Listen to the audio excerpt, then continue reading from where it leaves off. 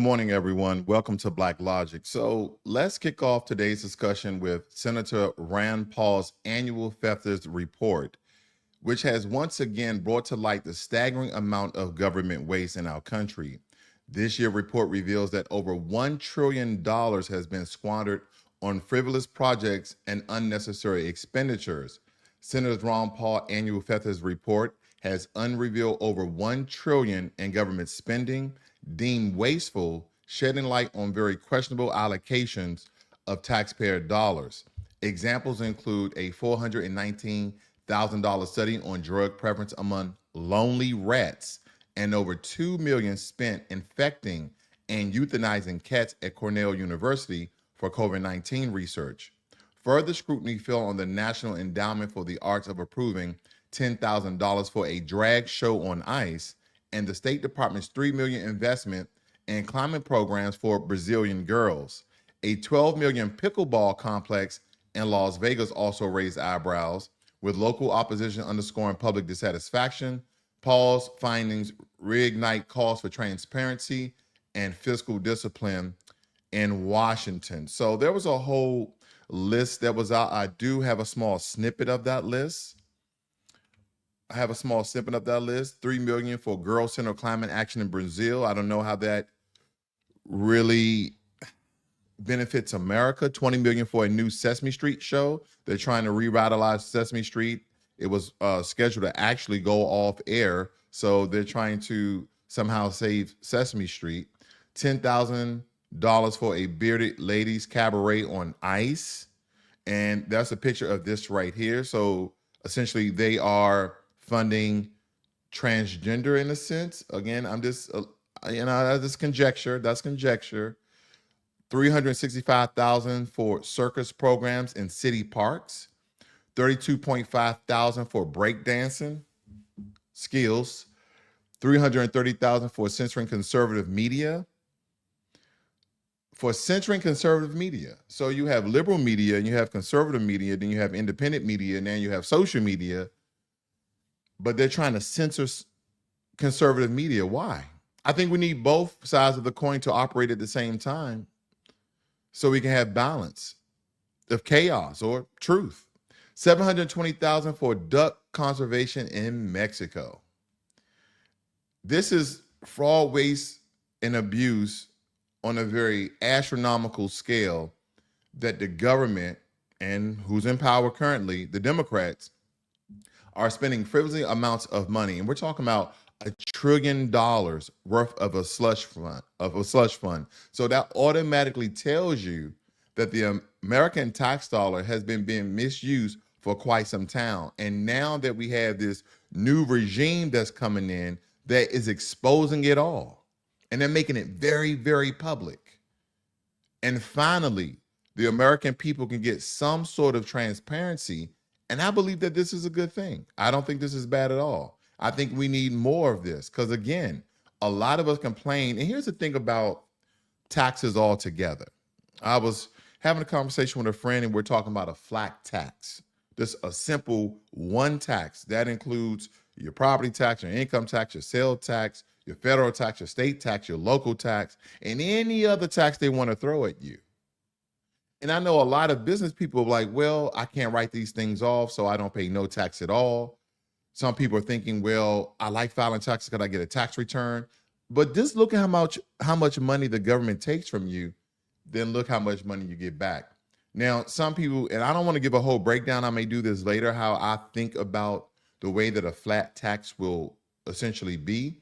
But if we all just had one flat tax, we would never have to file a tax return. Why? You'll just get a receipt stating that over the course of the year, because you're in this tax bracket, you pay 10%. And that is all your tax. There's no property tax. There's no income tax. There's no sales tax. All of these taxes was a way for the government to squander more money away from the American people. That's, again, I understand what taxes are for. Okay, therefore, schools and police stations and teachers and public roads and bridges. I got it. But we don't need a tax for every single thing. That's just my opinion. I may give a breakdown on that later on, okay, later on in another broadcast. In political news, President-elect Donald Trump is gearing up to take an active role in the 2026 midterm elections. According to the Republican National Committee Chair, Michael Whitley, Trump is expected to be very active on the campaign trail, lending his support to GOP candidates across the country. This involvement aims to bolster the Republican Party's effort to maintain and expand their majorities in Congress. They're just trying to maintain power. They don't want the liberals, they don't want the Democrats to regain power if Donald Trump doesn't get on the campaign trail and use some of his star power. Okay, because some people just like Trump because Trump is Trump. Some people like Trump because of his policies. Some people like Trump because of the people he's electing and selecting to his cabinet. And some people like Trump, everything he does, okay? And that may be a radical faction of people who associate themselves with MAGA. They don't care what Donald Trump says, what Donald Trump does. They are just on for Donald Trump. Now, me, some of the policies, some of the things that I believe he's doing, I believe is going to be good for America, okay? You have a Republican majority ran Senate. You have a Republican majority ran Congress. And now you have the executive office with President-elect Donald Trump coming in too. So, I mean, the future could be good for America if done right. The future could be done for America. Turning to technology, Elon Musk, AI startup, has made significant strides with his Gronk Elon Musk XAI venture, which has been pushed the boundaries of artificial intelligence with the Gronk AI model, now accessible to all users on the X platform, designed for human link interaction and integrated with real-time information. Gronk's recent updates include a mix of practical and humor as it grows in popularity. Gronk reflects Musk's vision of blending technology with intuitive, user-friendly solutions, reshaping how people interact with AI in daily life. I know AI is the wave of the future, and I know we've been saying that for quite some time. I don't know if you guys can see how Gronk is somewhat subdued and outlined, but AI is the way of the future. I'm telling you, not only just in STEM and coding, but AI as well. We really need to be pushing our children. If you're still in your 20s, this is something you probably want to pay attention to. Not that you're going to be some sort of AI expert, but familiar with it. Use it as a tool. Use it as something that you can depend on when you don't have much time, that you can get a lot of things done. But nonetheless, this is where we are, and there's no turning back. So I think we should become familiar with AI. I think that we should use AI as supportive tools, but it should never be implemented in our lives to a point where it's just totally taken over. So again, we have to show some responsibility when it comes to AI as well, because we know there's a lot of other AI models. Now, in a heart-wrenching incident, as we all know, a homeless woman was set ablaze while sleeping on a New York subway train. The suspect, Sebastian Zapata Cali, an illegal immigrant from Guatemala with a history of deportation, has been detained. This shocking crime has reignited debates over immigration enforcement and public safety, highlighting challenges in addressing violent crimes in urban centers. Now, I know we continuously say that we're going to get rid of the most violent illegal immigrants first and then those after. Now, we don't have any accounts of previous crimes that he's committed, but he's been deported more than once already. So again, he's already illegally in the country, which again, he committed a crime by entering the country illegally. And then maybe this is second or third time in the country, he set a woman who was asleep on the train on fire, unprovoked. And I think there's a clip here I'll let you guys see, because he actually waited as this lady was being burned alive, essentially, and recorded the entire incident.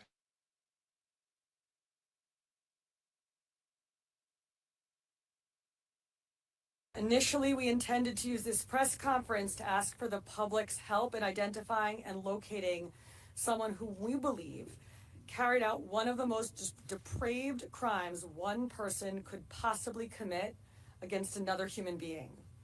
And it took the life of an innocent New Yorker. But at this hour, I am pleased to announce that a short time ago, alert NYPD transit officers took a person of interest into custody. It was just before. This is heart-wrenching because a lot of the crimes that we're now experiencing, and again, this is not to state that everybody who's in the country illegally are violent. I'm not stating that. I'm saying that everyone who's entered the country illegally has committed a crime. And then we're finding out that a good portion of these people who have entered the country illegally are violent criminals. And some of these are not even linked to gangs. They're not even linked to cartels. They're not linked to mafias. They're just individuals who, again, it's a lot to say there. I'm a censor myself. I'm just going to let that one go. Let's move on. President-elect Donald Trump has announced plans to sign an executive order on his first day in office to ban what he describes as transgender ideology from public schools. This proposed policy would enforce, give me a second. This should not be in schools at all, because this proposed policy would enforce the recognition of only two genders, male and female, in educational settings, effectively rolling back protections for transgender students. The announcement has ignited a national debate on gender identity, education, and civil rights. And the reason why I believe this is a good policy, the reason why I believe this is what some people are calling a ban, when it comes to the ideology of transgender in schools, the reason why I believe this is great for our children is for them having the opportunity for their minds to develop naturally of what lifestyle they would like to live. You can identify whatever you want to identify as, but from a biological standpoint, X and X chromosomes are women, X and Y chromosomes are men. Anything outside of that, we're talking about gender. We have all these different etymologies of words and how we use language and all of this. Listen, on a biological scale, there's two sexes, male and female. And as we promote ourselves to be something else as we get older, and we identify as non-binary and part of the LGBTQ plus, etc., that's fine. You can do whatever you want. But I've always stated this, if you've been here at Black Logic, leave the children alone. Allow them to be kids. Allow them to develop into what they want to develop in. If they somehow take on this ideology for whatever reason, I don't know, cartoons are now sadistic and just messing with our kids' mind. It's so much there. I mean, I really engulf myself, and I shouldn't get so emotional when it comes to children, but they're the most innocent of us all. Allow them a chance to develop. So I believe this is a good thing. It's two sexes. And then when they find out that the world is, you can identify whatever you want to identify, then so be it. That's the way I look at that. So in Texas, congressional candidate Valentina Gomez has released a very provocative campaign video demonstrating the punishment she advocates for illegal immigrants who commit crimes against Americans. Gomez, known for her outspoken views and controversial statements, is challenging incumbent Representative Dan Crenshaw in the upcoming election. Her campaign strategy continues to stir debate and draw significant attention. Now, not to the fault of this man losing or losing his eye or having blurred vision or whatever the case, the reason why he has an eye patch. But anytime I see an eye patch, I just think of pirates. That's just kind of me. That's my silly take on life, because I hope that never happens where one of my eyes get injured, I have to wear an eye patch. But I don't know why I just think of that, because you rarely see people wearing eye patches. Maybe that's what it is. But I want to do a deep dive on Valentina Gomez. I don't know if you guys are familiar with her. Now, she is from Medellin, Colombia. I've been there. And some people say she's very beautiful. She's very pleasant to look at. But here's my thing. She was born in Colombia. And people describe her as very right-wing. And if she didn't speak, a lot of people could say, oh, maybe she's from Europe, or maybe she's white, or maybe, but she's Hispanic. And I'm pretty sure she classified herself as a white Hispanic. And when you listen to her ideologies and the way she goes about things, she's really trying to win the white vote, okay? Because she's blending in, she's getting in. She's skinning in, okay? As I told you before, and she's very young. She's 25 years of age. She is a very decorated collegiate swimmer. I don't recall what college she went to, but she was born in Medellin, Colombia. Okay, Christian, and they got hate, white, and net worth, all these other things. And it states here that Texas Republican Valentin Gomez posts public execution video sparking outrage because of this gentleman right here. This is the same guy who set that lady on fire. And so Valentina Gomez came out with a very viral video of what she believes should be done to illegal immigrants. I want you guys to look at this very quickly. It's very quick, but I want you guys to look at this. And then listen to what she's saying. Listen to what she's saying, okay? Listen to what she's saying. It's that simple. Public executions for any illegal that rapes or kills an American. They don't deserve deportation. They deserve to be ended. It's that simple. Public executions for any illegal that rapes or kills an American. They don't deserve deportation. They deserve to be ended. And a lot of people are going to co-sign this right here. And I'm going to tell you right now, I don't know where I stand out on this. Very brash, very blunt, very American, okay? At one point in time, Americans, we believe in public execution to set an example, but this was in a very different light, a very different time. So I'm trying to bring my mind into present day.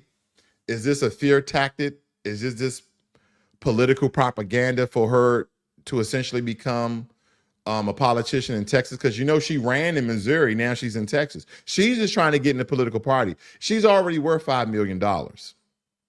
Why am I getting at that? It almost seems like anytime someone becomes a public servant or a politician, within 3 years, they become millionaires. But besides that, again, a lot of people are really going to take aim at this. And I believe, especially a lot of, Republicans are going to side with this. Some of them are going to side with it very publicly, and some of them are going to side with it silently. The people who side with it silently, they're going to come out publicly and say, well, this is kind of outlandish. I don't think this is the right way to go. But I think deep down inside, she's saying something very powerful. She's stating that any illegal immigrant that all words or kills an American should be publicly executed. Now, when I look at what she said and I look at some of the things that happened in Singapore is a very safe, very clean country. That's why I'm indifferent about this. But I want to show you guys something else, if I may. Let me show you guys something else. So there's a couple of other things on my feed I wanted to share with you guys. Here's your guy, Tim Walz. Tim Walz, and I want you guys to see the circle in the back. I'm trying to blow this up as much as I can. Can you guys see that? There's a figurine or some sort of statue in the background on his counter of a Black person eating a watermelon. Or it seems to be, or a statue of someone in blackface eating a watermelon. And again, this is what we were going to vote into office. When I mean we, I mean you. I didn't vote for this. I didn't vote for Tim Walz. I didn't vote for Kamala Harris. I didn't vote for this. I didn't vote for Donald Trump. But here's my point as I'm getting at. If I was to vote, it would be for the betterment of America. And now that we have Donald Trump in office, I'm still looking out for the betterment of America. So not that you should support Donald Trump, but support some of the things that he's doing. Because some people don't like Donald Trump because he's Donald Trump. But I like some of the things that he is potentially doing. So again, I think Americans, we get very emotionally hog-tied when we're trying to choose a side. No, choose the betterment of America. If Kamala Harris would have won, I still would have been saying the same thing.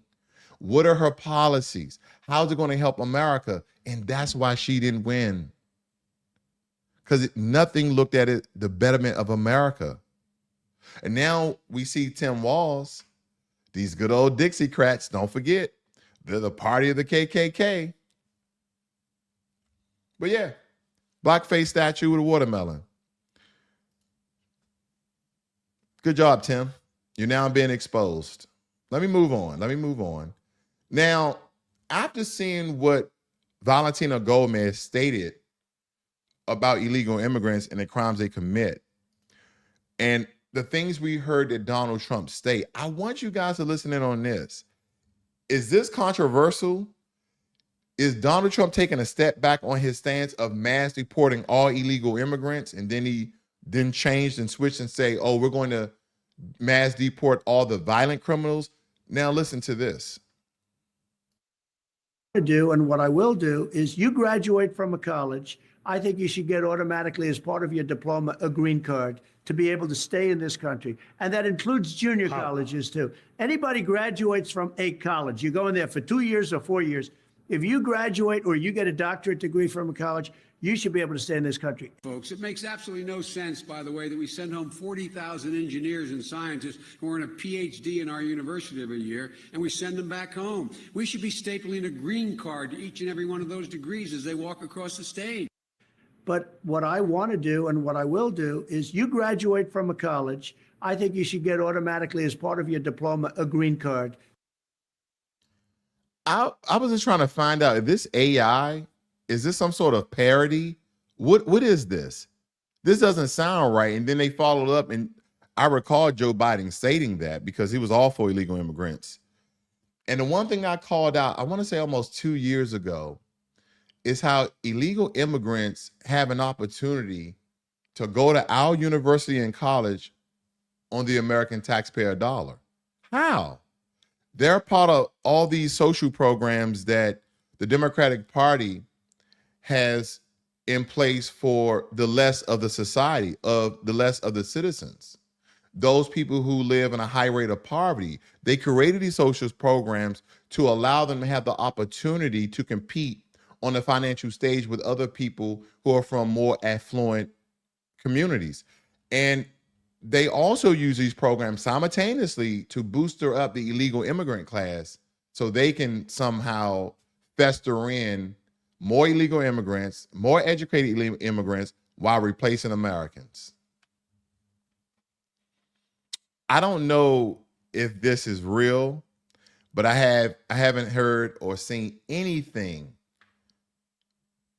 that this is a fake video that Donald Trump made, or someone using AI technology to make a avatar of Donald Trump saying these things. This doesn't align with a lot of the things that the American people essentially voted for Donald Trump for. Let me move on here. Now, we all know the story I gave about the Panama Canal, and the Panamanians responded. It says, and this is the president of Panama responds to Trump threats. Every square meter of the Panama Canal belongs to Panama and will continue belonging to Panama. So Donald Trump said, we'll see about that. Then he posted something else. Give me 1 second.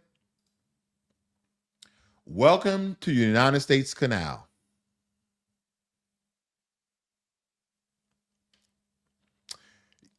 '25 is going to be lit. There's so much going on. There's so much to capture here. Okay, there's so much to capture here. I think I have one more piece of the, okay, that's it. But nonetheless, I thank you guys for joining me here this morning. Happy Christmas Eve. Hopefully everybody is getting what they bug their significant others and children. Hopefully they getting what they need, and you guys go in credit card debt. But nonetheless, you guys have a great, I'm just kidding. You guys have a great and wonderful morning. I see you guys this evening. There will be no broadcast for tomorrow in recognition of Christmas. I thank you all for here joining me. Again, this is Black Logic.